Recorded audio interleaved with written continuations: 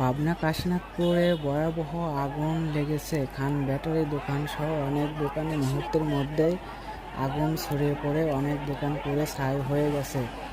স্থানীয়রা জানা যায় আগুন নেভানোর চেষ্টা করছে, পরে ফায়ার সার্ভিস এসে আগুন নিয়ন্ত্রণে আনে। ধারণা করা হচ্ছে বৈদ্যুতিক শর্ট সার্কিটে আগুন লেগেছে। প্রায় অনেক দোকান পুড়ে ছাই হয়ে গেছে জানা গেছে। এখন এই এলাকা জুড়ে খুব আতঙ্ক হয়ে পড়ছে, কারণ এই আগুন নেভানোর চেষ্টা করছে ফায়ার সার্ভিস। প্রায় 10-15 মিনিট স্থানীয় লোকজন আগুন নেভানোর চেষ্টা করে, পরে ফায়ার সার্ভিসকে খবর দেওয়ার পরে ফায়ার সার্ভিস প্রায় 1-1.5 ঘন্টা আগুন নিয়ন্ত্রণে আনে।